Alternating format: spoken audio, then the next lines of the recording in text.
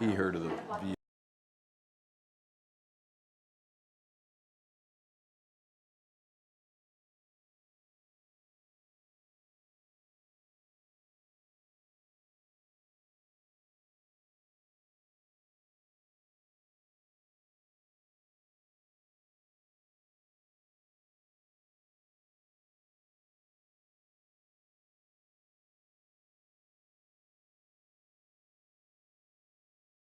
Of the United States of America, and to the republic for which it stands, one nation, under God, indivisible, with liberty and justice for all. Thank you. Mrs. Allman, could we have the roll call, please? Mrs. Britton. Here. Mr. Deschaux. Here. Mr. Eifert. Here. Mr. Emig. Here. Mrs. Herman. Here. Mrs. Meese. Here. Mr. Rawhauser. Here. Mrs. Whitmer. Here.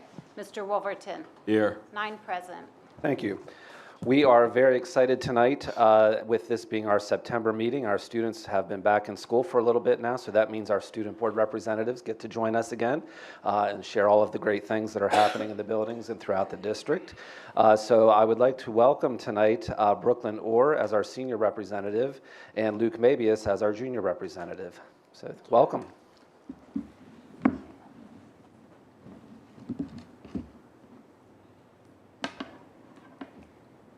Good evening, everyone. My name is Brooklyn Orr. I'm currently a senior, and I participate in the girls' volleyball team. With me today, I have Luke Mavius, who is our junior student body representative this year. Today, I would like to share some current and future events with you. To start the senior year, our seniors were able to decorate our parking spots out in the parking lot. If you haven't gotten a chance to look, I would look at them. It's amazing art. We did them just to kick off the senior year and to kind of, just see like what personalities people have. For September, we can start off with, we are going into our homecoming day. It's very exciting for everyone to get a new experience and to just see what it's like. We are selling our tickets this week in all lunches. I believe they're starting off $20, I'm pretty sure. And then we also have a homecoming parade, which I've never heard, so if you have a chance to check that out, I would. That's the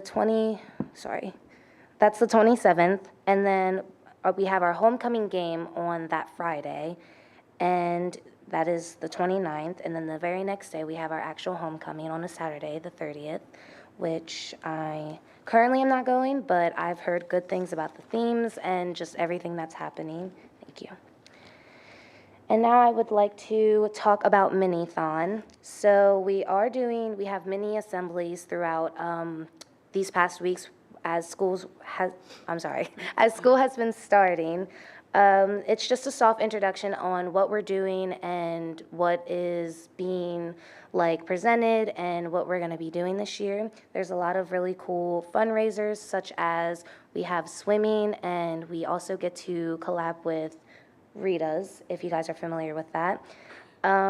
We also have a mini-thon game where we're bringing speakers, cannons, and all the students are coming with big, bright colors, and we're all having a constructive theme.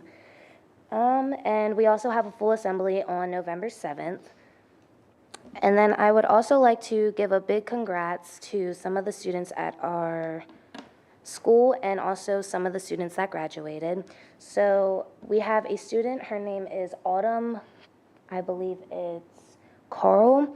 She was class of 2023, and she was being named for Advanced Placement Scholar with Distinctive, which means that she had an average score of 3.5 or higher on all AP exams, taking in scores of 3 or higher on 5 or more AP exams.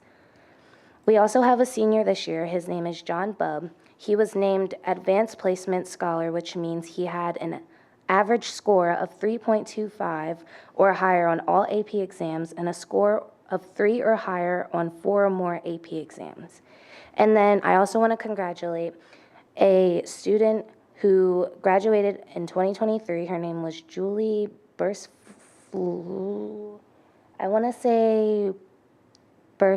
Ford, I believe. And we also had Camden Buell, who was actually our senior representative last year, if you guys are familiar. And we also have a senior this year. Her name is Claire Maley. And they were all named Advanced Placement Scholars, and it means that they had a score of 3 or higher or 3 or more AP exams. I also want to give recognition to the National Honor Society, who they are holding interviews as part of their selection process for junior and seniors to be inducted. And we also, if you guys are familiar, we have a Eagle's Nest in our school. It's also ran by Kaylee Baker. She is the student ambassador to the First Capital Federal Credit Union Eagle's Nest branch. We also had the SAD and Avidum in September. September is the Suicide Prevention Month, so that group of students decided to go around the cafeteria and hang purple and teal paper hands to show that we care about all of our students and their mental health. I also want to point out that for our CTEs, all the student organizations such as DECA, Skills USA, and FFA held presentations for current CTE students or students taking a CTE class who may want to get involved. And our ILS Eagles Eatery, they made a grab and go for the teachers throughout the day in case they wanted a treat. And lastly, I wanted to show some recognition to our sports. We have basketball and wrestling, who are holding open gyms for the upcoming season.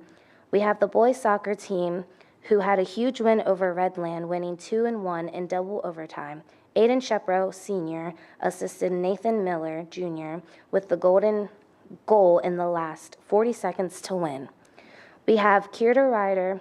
She earned 18th place out of 143 runners at the Ben Bozel Intervisual at Big Springs. Girls volleyball traveled Kennerdale, and they found themselves losing, and the team came back in 5 sets, and we carried and went home with a win. And we also have our football team, if you're familiar. They upped their game this year, and we had, even though we're now 2-2, Thomas Miser and Eric Campbell, they've been nominated twice for the YAIAA Football Player of the Week. And we're proud to say that Thomas Miser has the winner of the week of September 2nd through 9th. And I'd also like to say, if you haven't seen the marching band's performance of Wizard of Oz and Wizard and Witches, you will want to see their spectacular performance before the end of the season. Does anyone have any comments, questions, or concerns? I have a question. Yeah. What was the medium used in the parking lot? Say What it. did they use to decorate the parking lot? Oh, we used like paint. I guess it's like safe for if it rains, if it snows, let's stay there. I believe it was the last week that the seniors got to do it. There's a quite few that you can see. I They've did done. see some tonight. Did you? Yeah, it caught Yeah. my eye. I was just wondering what they used. Thank you. Yeah, of course. Anyone else? I would just like to say I was at the boys soccer game. It was phenomenal, last minute point by Nathan Miller, and he is also nominated for the Game Time PA YAIAA Boys Athlete of the Week. So for those of you listening, go vote for Nathan on with the York Daily Record. So. Yeah, of course. Thank you. Any more? Any other questions? Okay. Well, thank you for your time. I really appreciate it, and I hope everyone has a good rest of their night. Thank you. Thank you, Brooklyn and Luke. And as I would tell all the other board representatives in the past, I know you're busy, you're welcome to stay, or you may also take off if you like. You're busy kids, so thank you. Thank you. All right, next we have Crabtree and Wurbaugh here for a facilities presentation.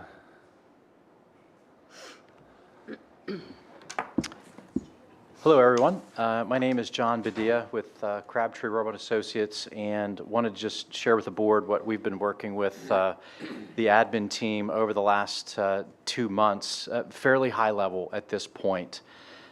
So about sometime in July, the business manager and facilities director reached out to us with some concerns about facilities and long-term planning. So tonight we want to just kind of give you an overview of the kinds of things that we will look at in terms of a cross-section of looking at what the issues are. in terms of a study focusing on the facility assessments, and then provide some guidance in terms of recommendations for what the next step might be. But we're very early in the process. Just real quick, some familiar faces and some new faces, as well as mine, I'm sure, to some. We're an architectural firm just based out of Mechanicsburg, about 70 persons, and have enjoyed success working with the district since, I had to look back pretty far, I think it was 1998, and I was with the firm then as well. We've brought together a host of services necessary, from engineering to testing to security to the architecture and so forth, to try to provide a holistic approach to what the assessment might yield in terms of helping you make a decision long term. This is a kind of a running list of projects since the late 90s that, again, we've enjoyed success working with the district, and happy to be coming back to update the study in that regard. So again, the purpose of the categories that we're looking at, primarily it's this first upper corner here. It's really the short and long-term planning to let you know what facility needs are in terms of the infrastructure, always taking a look at the educational program, also understanding what your enrollment is doing, put together a capital improvement plan so you can properly plan for improvements that are necessary. And then ultimately, the purpose of this exercise is to help give the board some guidance on making some decisions, so how you can prioritize projects and budgets and so forth. So the components of a study, while PlanCon is not currently reimbursing, we're still following the guidelines in the event that the state figures that out, but we're not holding our breath. But this is a good check and balance, if you will, again, in terms of a cross-section, taking a look at your population, a look at the educational program.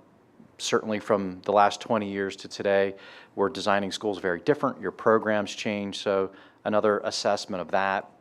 Looking at projected enrollment.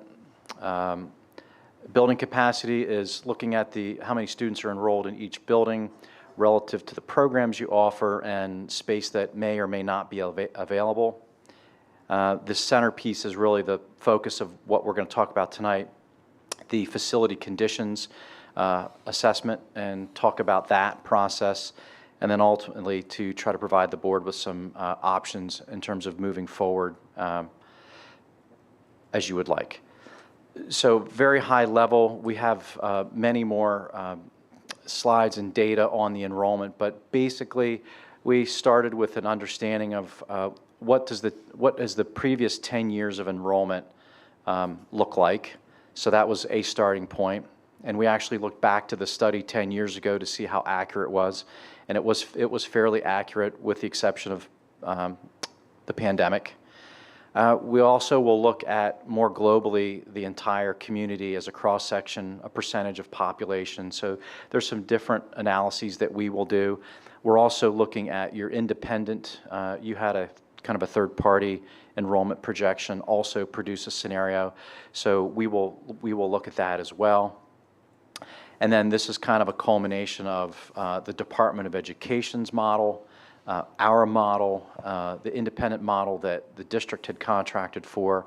And then we'll study and look at trends to see if there's an average, basically to help guide you to say, this is a reasonable planning number for enrollment. And so that's that demographic piece. Shifting to the facility conditions, our primary, I think, ask initially was the concern of Libe and North Salem. But this exercise is relevant for a comprehensive study, and it looks at buildings that haven't been renovated in a while, generally a best practice, and also, again, when the state was reimbursing projects, the expectation was a 20-year cycle that projects would be revisited, mechanical systems, technology, and security would be looked at. Obviously, building codes changed significantly over 20 years. And then really try to pull together, through that evaluation process, what are the recommendations that need to be implemented for long-term planning, what kinds of things may not even be able to wait for a project due to the age of certain components of a building. Facilities is typically trying to always navigate that and manage that. And the buildings have been very well maintained. And so when we look at LIBE, for instance, through some data on the bottom left, but the one highlighted note is the last comprehensive addition and renovation to the building that was originally constructed in 1963 took place in 1997.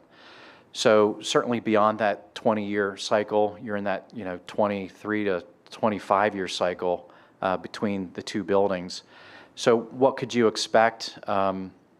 This is not driven by program or a significant architectural issue per se, but it is driven by mechanical systems. All the major mechanical systems in the building are beyond their useful life. So that would include the HVAC, the mechanical systems, plumbing, and electrical. That's pretty comprehensive, and I'm kind of giving that at a high level. When we walk through with Tom, noting certain things to also look at security entrance and sequence. There would be some general construction associated with when you change those mechanical systems, particularly with lighting, and to try to get above ceilings. All the ceilings need to come out, new ductwork and lighting and so forth. Try to get equipment off the roof in certain locations so it could become internal to buildings so facilities can service it, maintain it. It's less expensive, and it gets away from equipment on the roof, which tends to be problematic.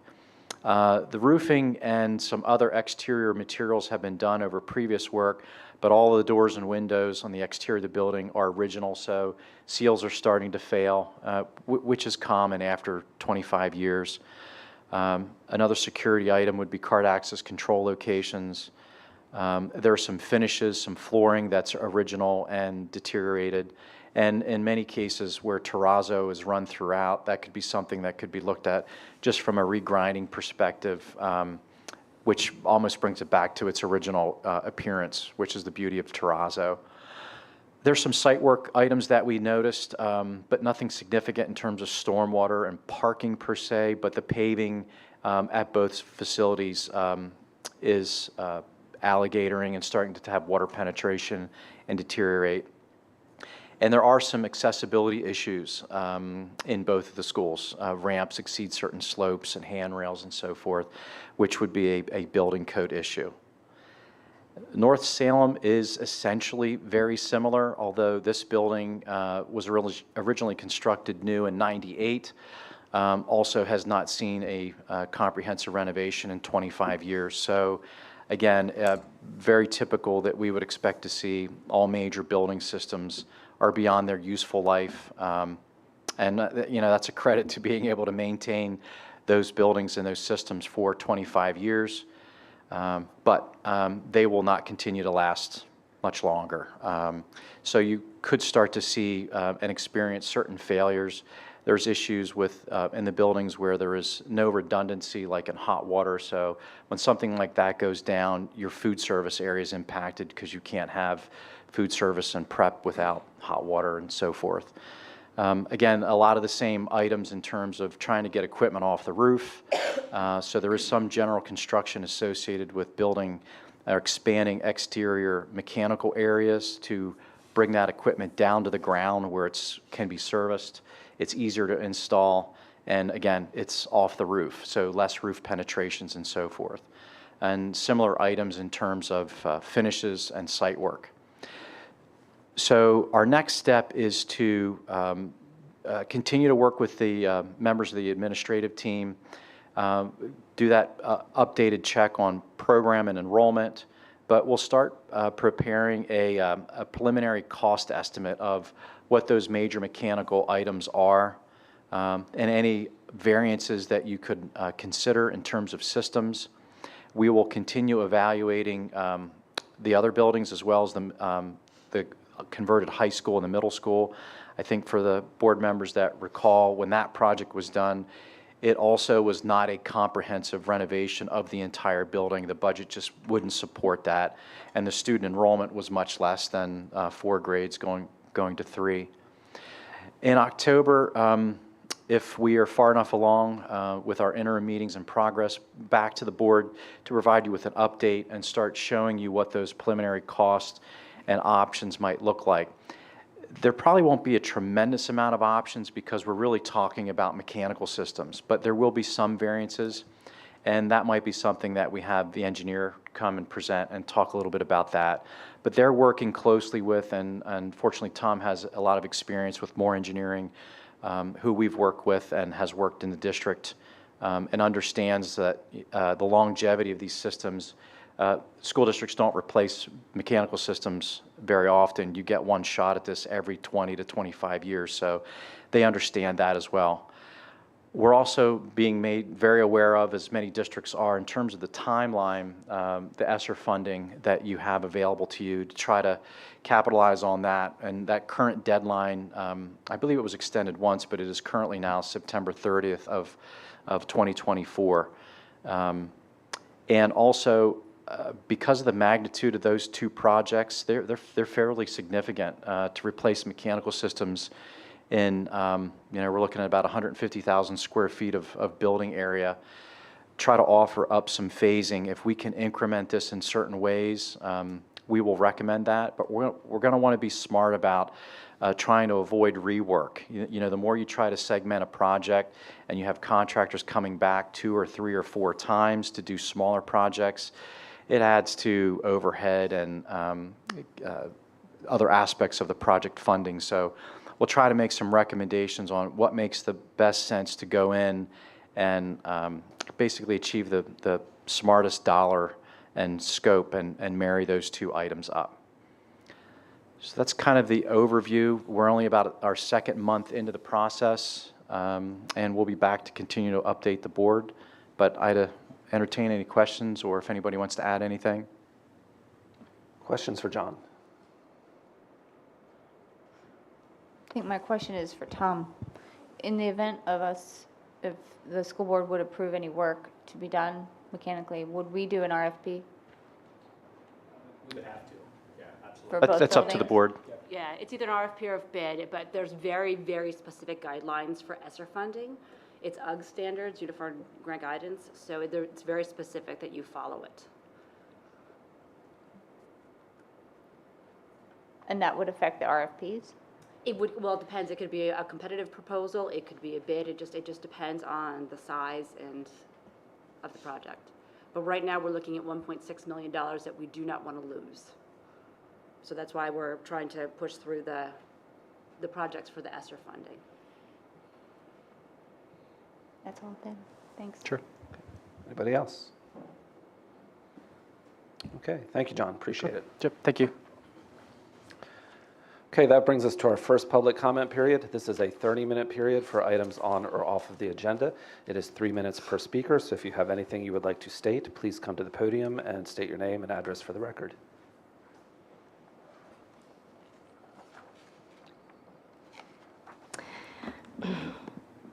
Hello, good evening. My name is Brenda Harlacker, and I live at 1625 Oak Lane here in Dover.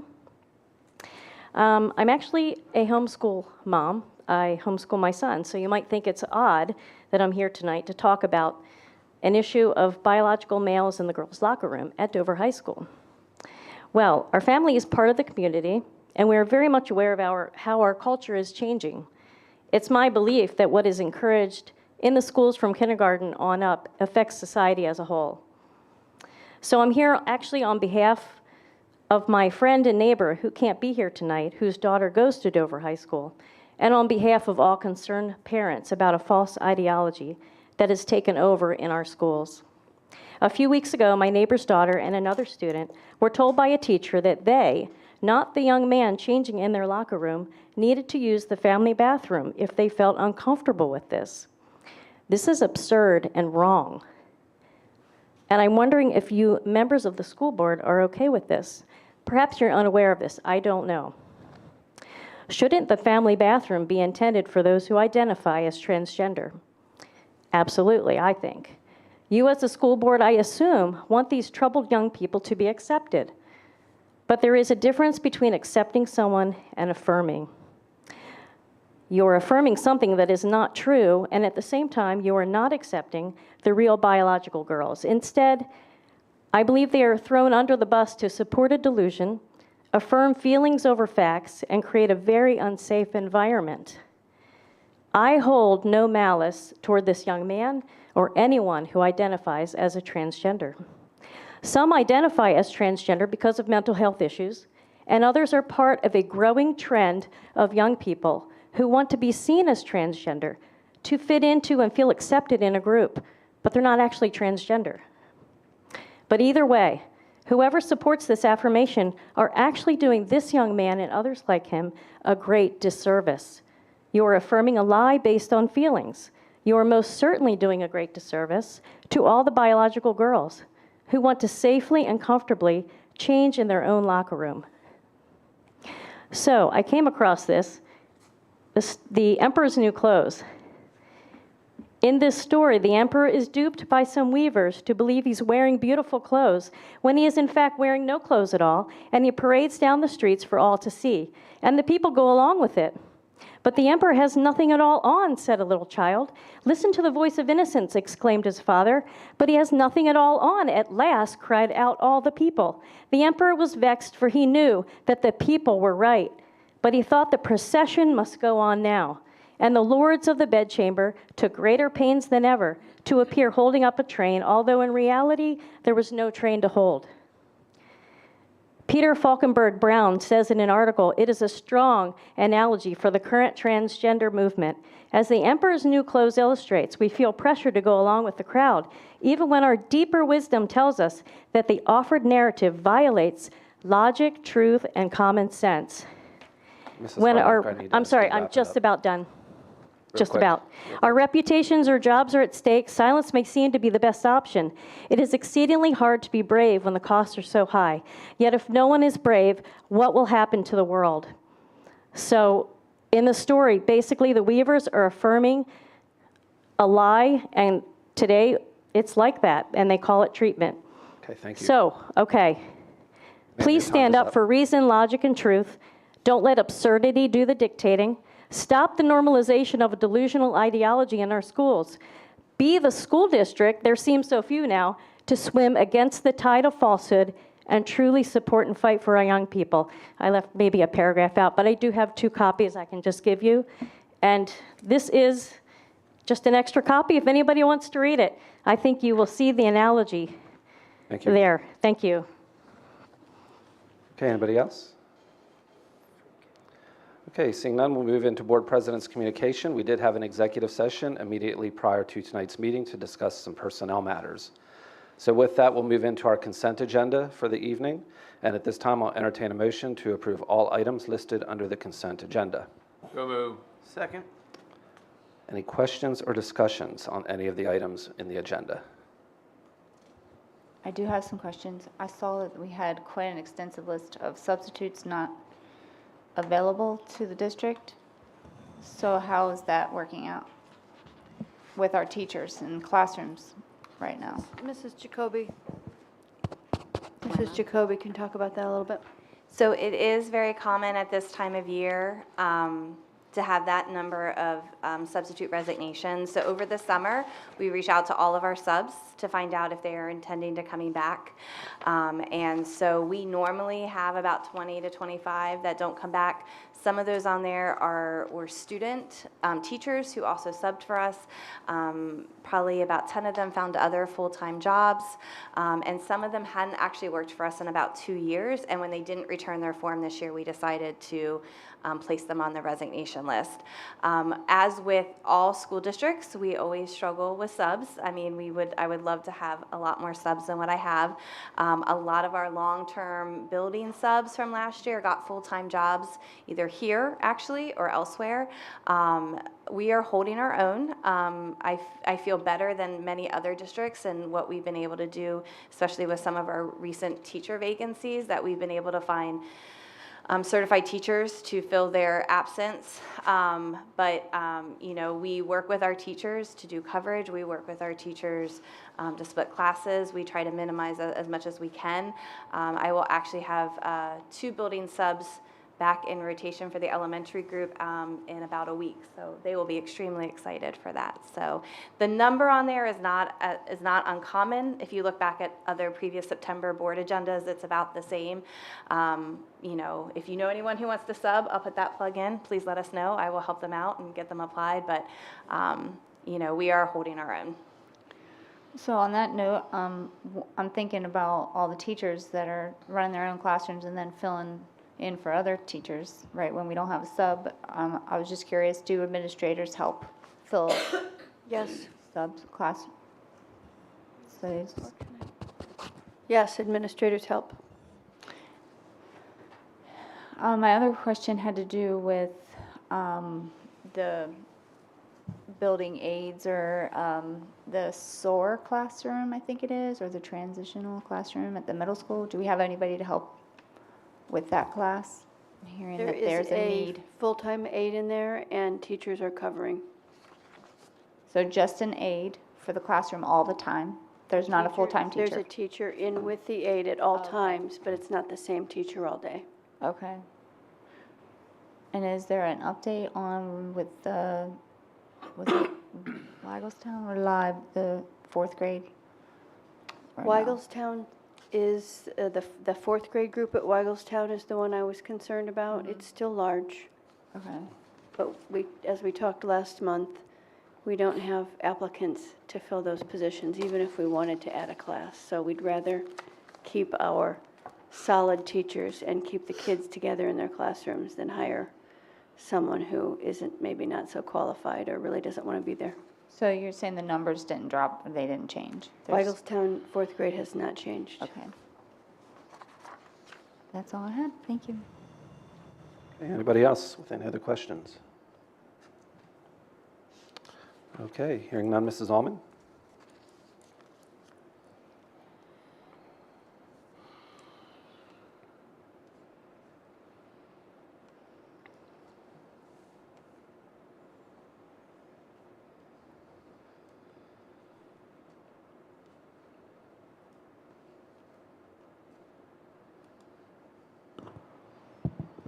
Motion carries 9-0. Okay, thank you. Now we'll move into the action category. First, we have the DAE contract. So I'll entertain a motion to approve DAEA contract from July 1st, 2023 to June 30th, 2028. So moved. Second. Questions or discussion? Hearing none, Mrs. Allman?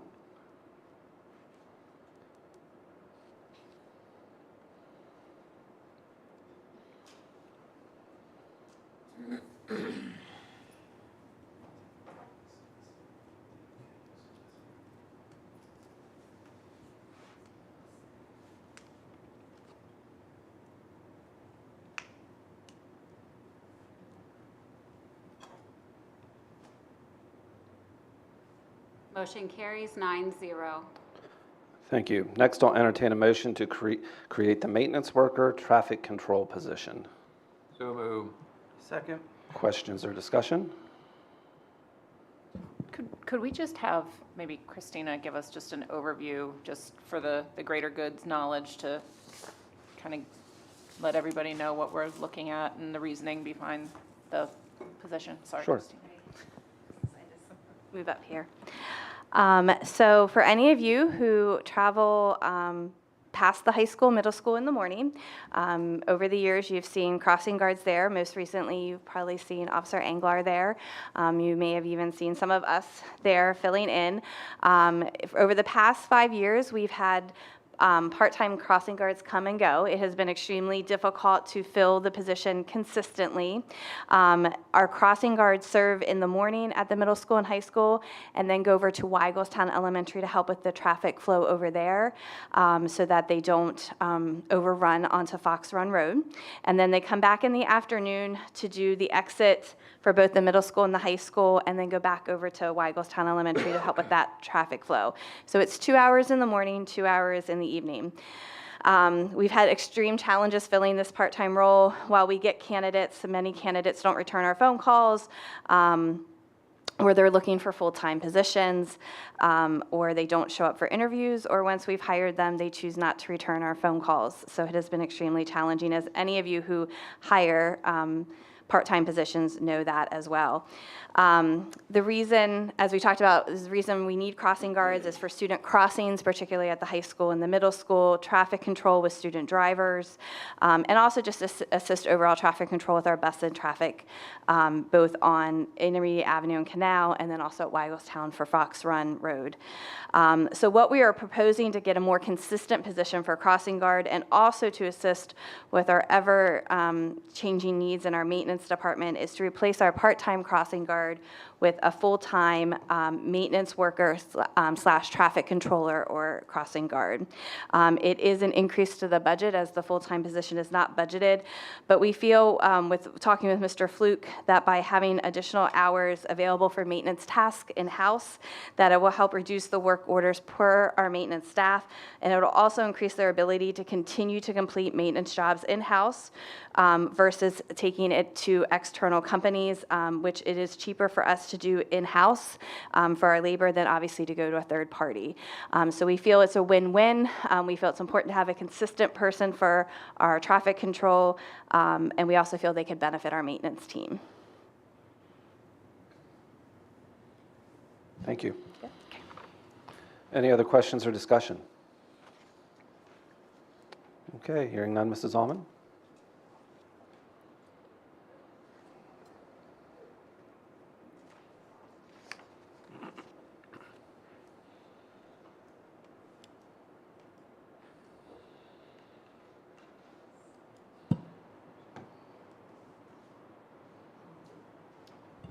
Motion carries 8 yes, 1 no. The no vote, Mrs. Whitmer. Okay, thank you. And finally, in this category, I'll entertain a motion to accept the resignation of our fellow board member, Kathy Herman, effective September 20th, 2023. So move.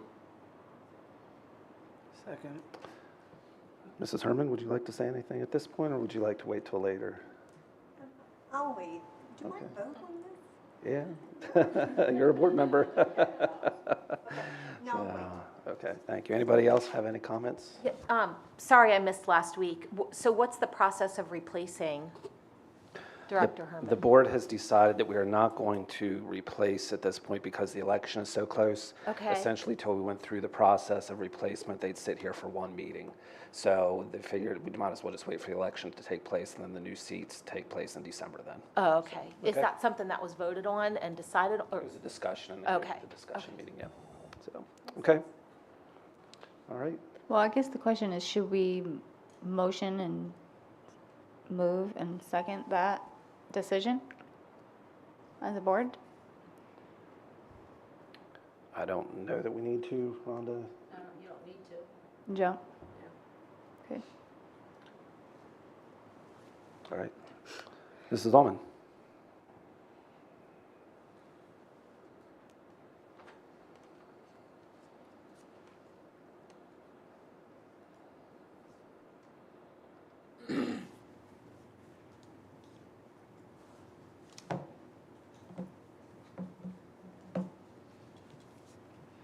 Motion carries 8-1, no vote, Mr. Deschaux.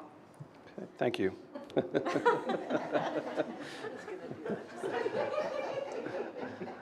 that be funny if we voted that she can't leave?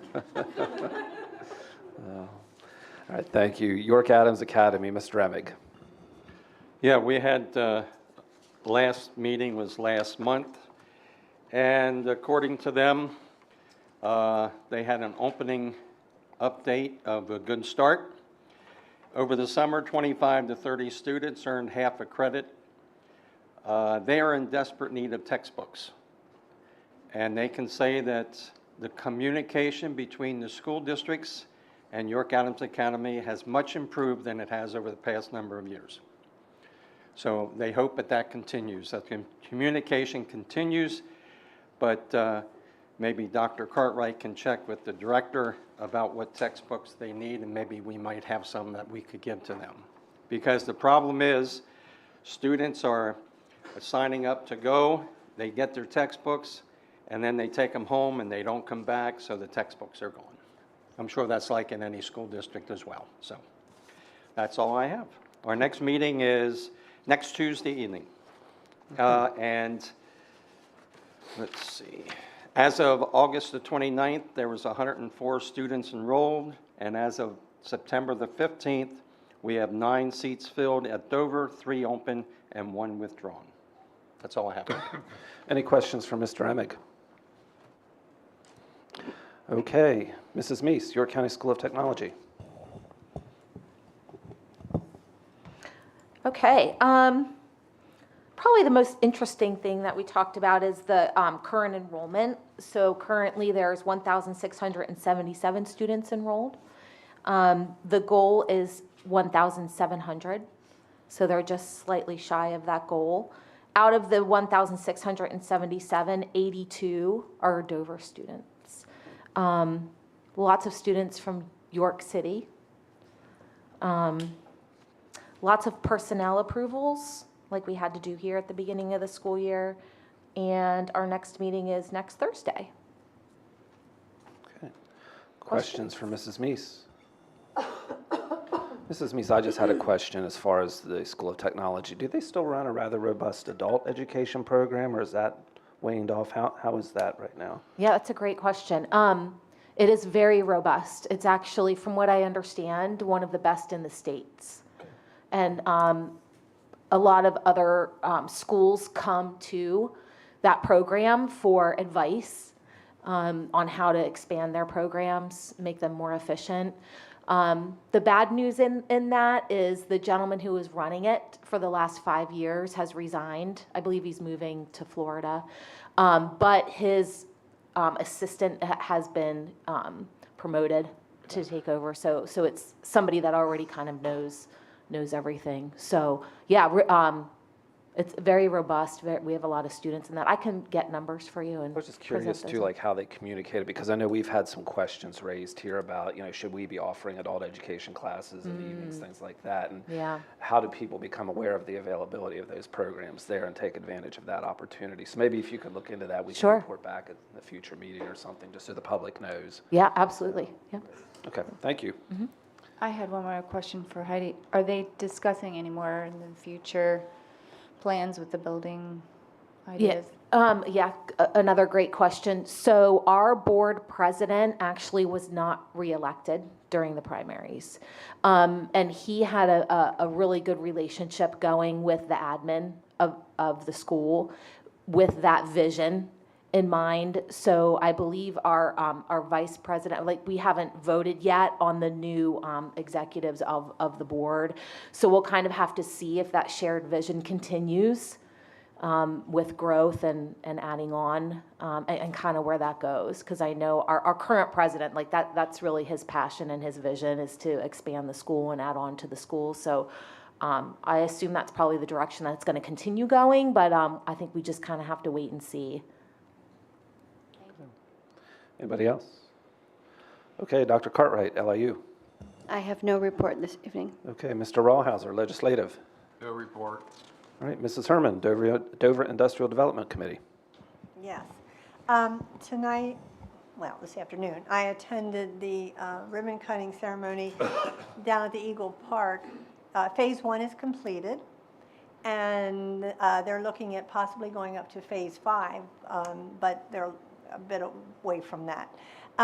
So anyway, Phase 1, there is a student classroom which connects to the middle school via a really nice bridge.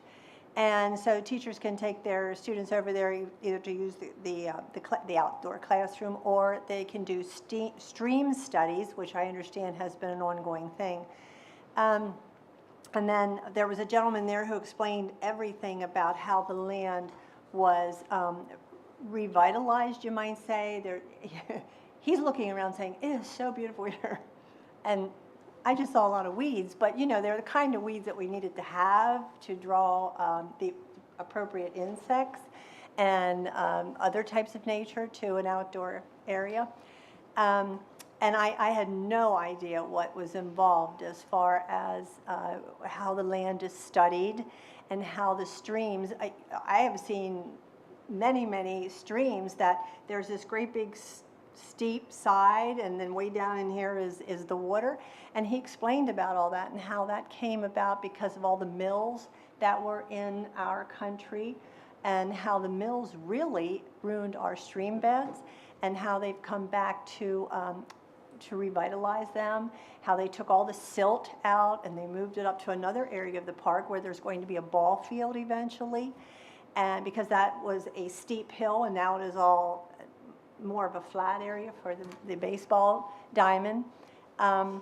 And how now we will not have flooding like we used to have. When there would be a major storm, the water would just fill up and then it would flood out all over the place. Where now it just gently always just kind of lays there, and there's these pond areas that the water will go into.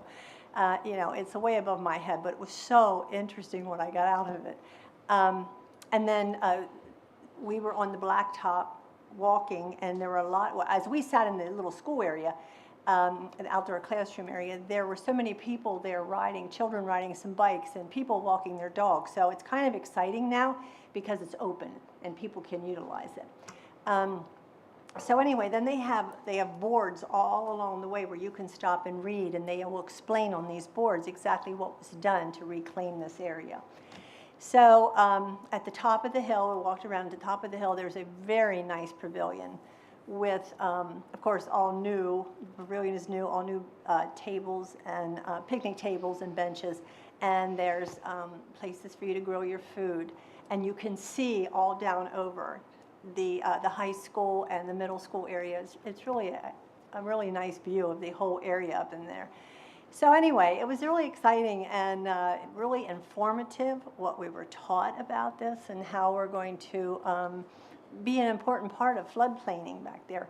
The watershed, how the house that sits, the people that really know Dover well, the little house that sits right there as you go over, you pass the high school on the left, there's a little house that always sat there and always got flooded out all the time. And the last storm we just had from Ida, nothing.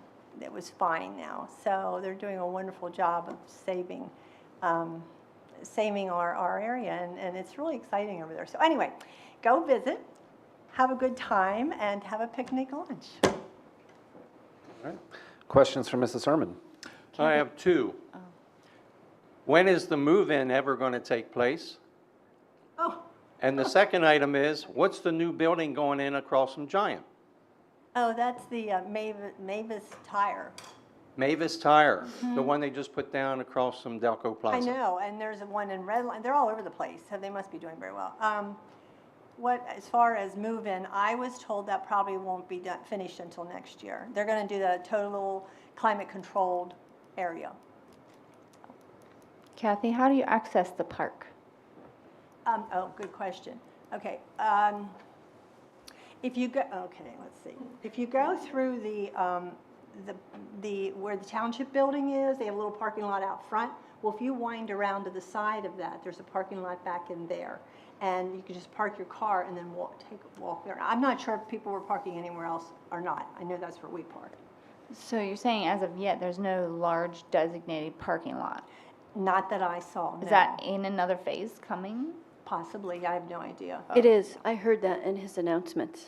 Oh, you did? Okay, Yes, I missed more parking was included in future plans, yes. That's good. And that same park in past was actually used by a Confederate artillery battery to possibly bomb Dover if they had an uprising. If you didn't know that in American history during the Civil War, when the Confederates came up through Gettysburg and stuff.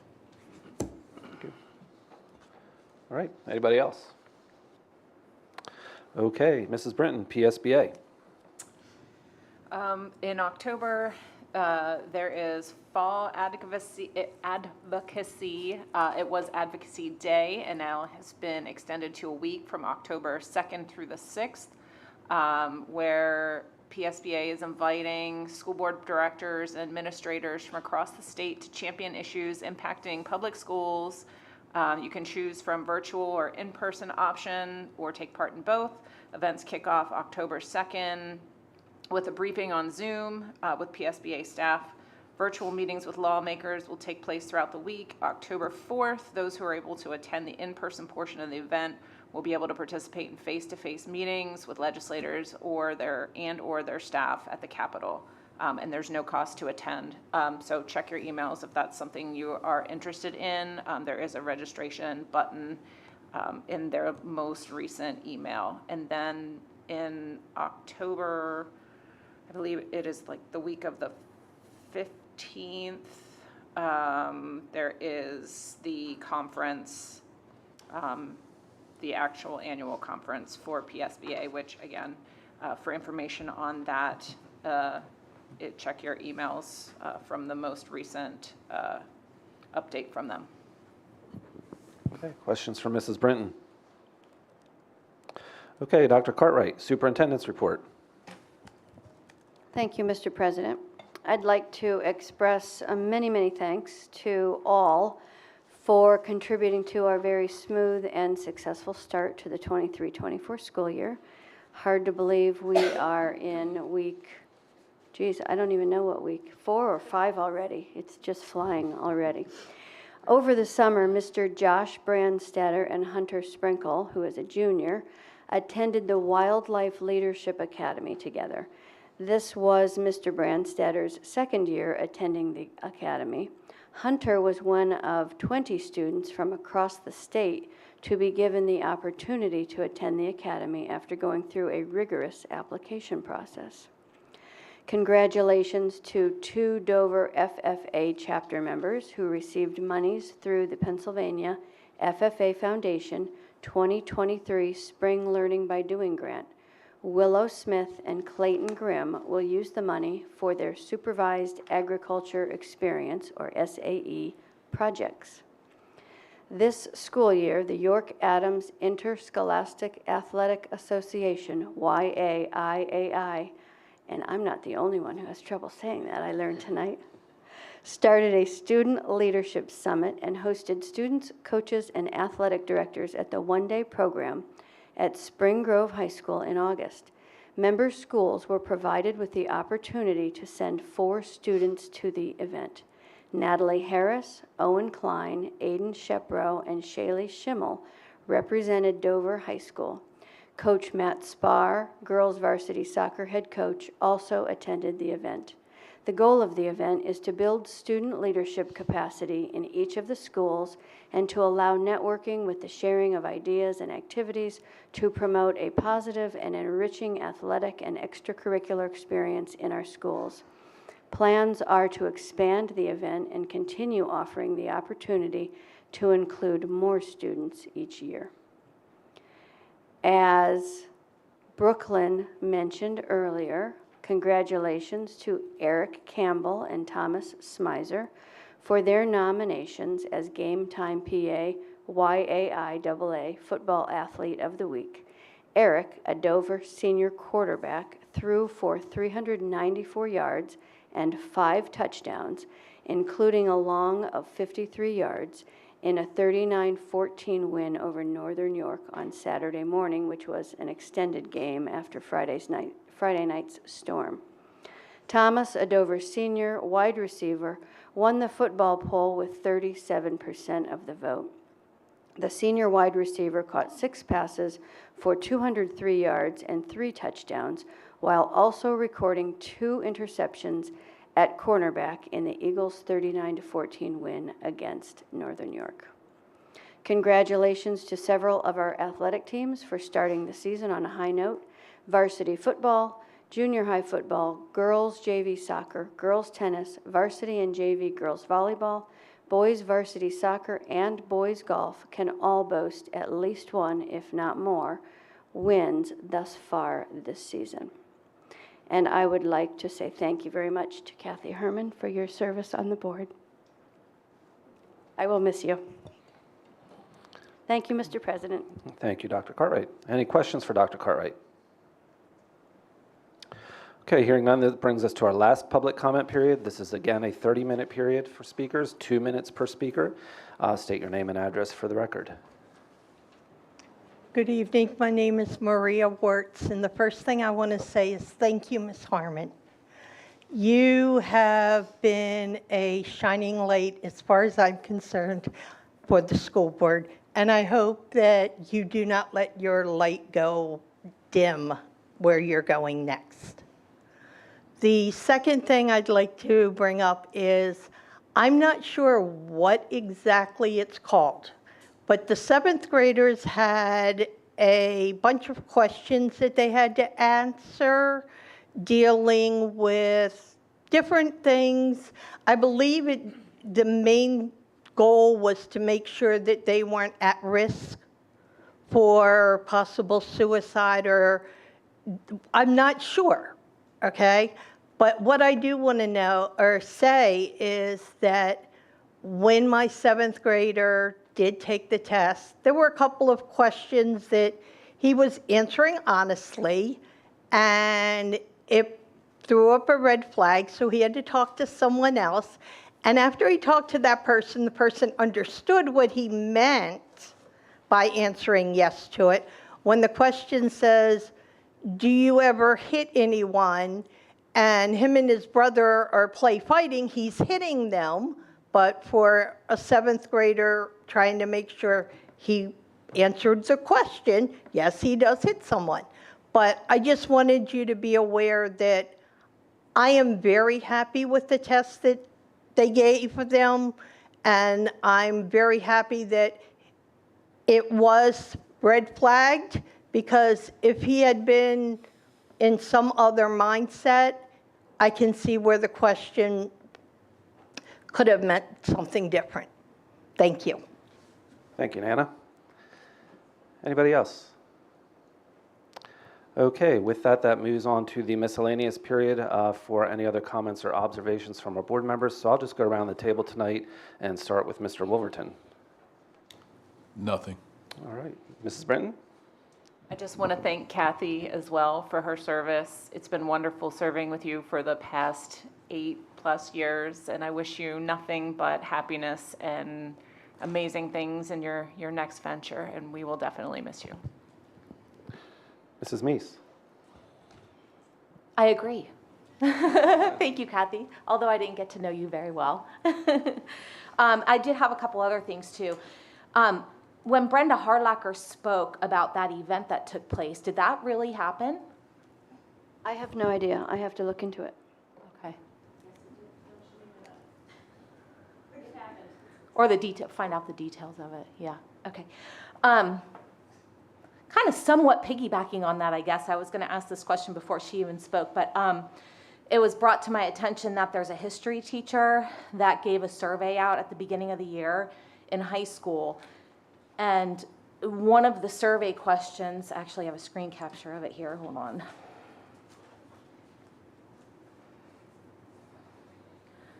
One of the questions says, which pronouns do you prefer? And the 4 options are she, her, hers, he, him, his, or they, them, theirs, or undecided. So again, that was a survey question from a history teacher at the high school. I'm just wondering what educational purpose that question serves. And I guess the bigger issue is the child wasn't able to skip the question. So if they weren't comfortable answering that question, or it goes against kind of their beliefs or how they're raised at home, and they don't have the ability to skip that question, that's concerning to me. And I'm not sure, again, where it plays in a history class. That's something else I'll have to look into. Thank you. And then I just heard, last thing, the SOAR classroom or transition room, can somebody explain that a little bit? I don't know much about that. Sure. There's a classroom in the middle school, and it has been staffed with a full-time teacher for several years. And its purpose is to provide interventions to students who might otherwise be perceived as needing to go elsewhere, like River Rock or something else. So we are providing interventions and try to keep the students in the building, keep their education going, and support them without sending them to another placement and costing the district tens of thousands of dollars a year per student. Is it like temporary and then the student, like, so they could be there for maybe a month and then transition back into the classroom? It is meant to be for a quarter at a time, and there are times of day, depending on the student's situation and behaviors, we want to get them back into their regular education classes as much as possible. So depending on the student, they might check in the morning, they might spend a little time working in the classroom, they might go back out for a particular subject or subjects, come back in at the end of the day for a touch base, check in. It really depends on the student, but we're trying to provide interventions on an individual basis. Is there like a capacity of the classroom, or is it just depend throughout the day, they come and go? There are 8 students in there now, and in a classroom like that, you want to keep the numbers small. Right. It's not a special education classroom. It's not for students with IEPs necessarily, but like a classroom with students with special needs, you want to keep the student to teacher ratio down so that they can get extra help. Okay, thank you. Mr. Emick? I have been going past the middle school quite often around lunchtime, and there's a bunch of students out running around in the parking lot. Is that their lunchtime? And why are they out in the parking lot? Why don't they go down to the stadium where it's safer and not a parking lot? Yes, the principal wanted to give the students an outlet to get outside and get some fresh air and move. So that is a formal recess area right now. Well, why can't they be in the stadium? I don't think we looked into the stadium, and I think it's to keep them close to the building and monitored, and I don't know if we want to use the stadium for recess, but that's something I'd have to look into. Well, if they're running around and they fall and they hurt themselves, I gave you an option. Yes, you did. Anything else? Nope. Okay, Mrs. Whitmer. Yeah, 2 things. One, I have a comment in regards to what Mrs. Harlacher brought up. I feel like we saw this topic come up a few times last year, and I was hoping that we could address it with a policy, and I still feel like we need to revisit this, because if it's happening in the schools, there's obviously some, I don't know, unclear communication, whether it be between us and the parents, or us and kids, or maybe us as a school board and just the staff, professional staff. I don't know. So hopefully we can discuss this further. And the other thing I have forgotten. Can I come back? Sure. Okay. Mr. Deschaux. I just wanted to say thank you to Kathy, and you'll definitely be missed. Mr. Rawhauser. Thank Kathy, and I think the Dover District is fortunate, from what I hear in the news and national news, that we have most of our teacher positions filled, and we have school bus drivers. Not like it's been on television the last day, they have to close the school because they don't have bus drivers. I think we're fortunate that we're in the shape we're in. I'll go next because I want Mrs. Herman to have the last word tonight.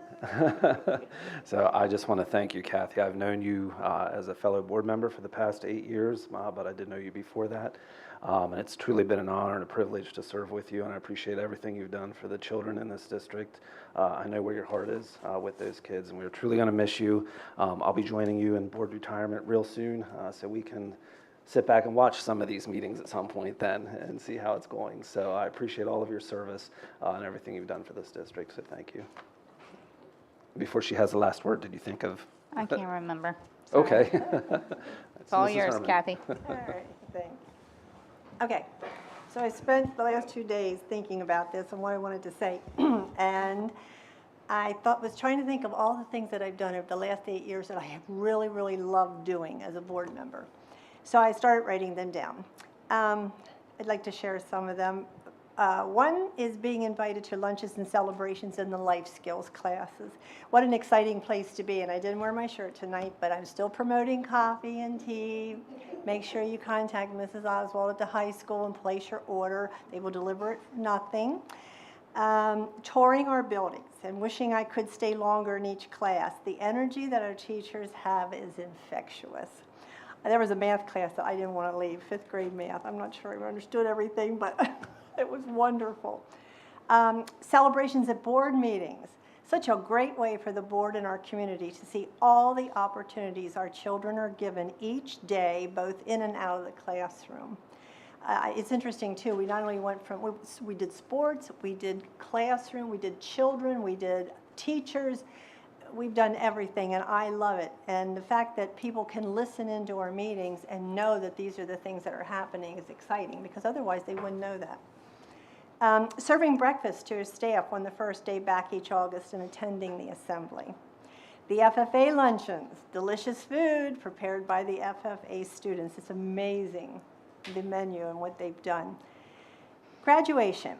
This is another way to celebrate the children in our district. The speeches they made, those made by their teachers, and the recognition of so many of the graduates showed everyone there how much there is to be proud of in Dover. And to show these graduates how proud we are of them by shaking each child's hand and congratulating them on this important milestone. My only regret about this is my last class is graduating this year. And it was one of my favorite all-time classes. They were wonderful. They got along. We worked so hard the entire year. It was fabulous. And I've heard Aiden's name several times tonight, Aiden Shepro. I had him in class, and he's such a great guy. And he told me one day, I saw him, and I said, "Oh, Aiden, I don't get to shake your hand. I'm so sad." And he said, "We'll work on that, Mrs. Herman. We're going to get you up there on that stage." Well, I don't think it's going to happen, but anyway.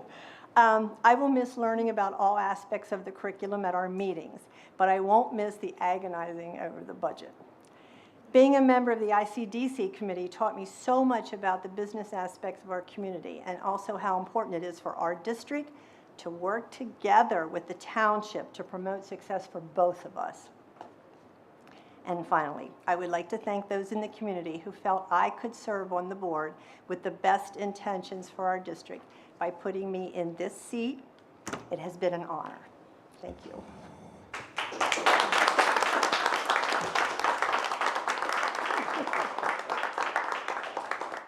Thank you, Mrs. Herman.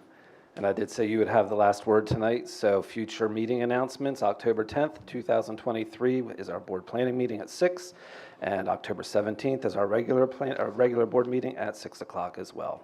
So with that, I'll entertain a motion to adjourn. So moved. Second. All in favor say aye. Aye. Opposed? We're adjourned. Thank you.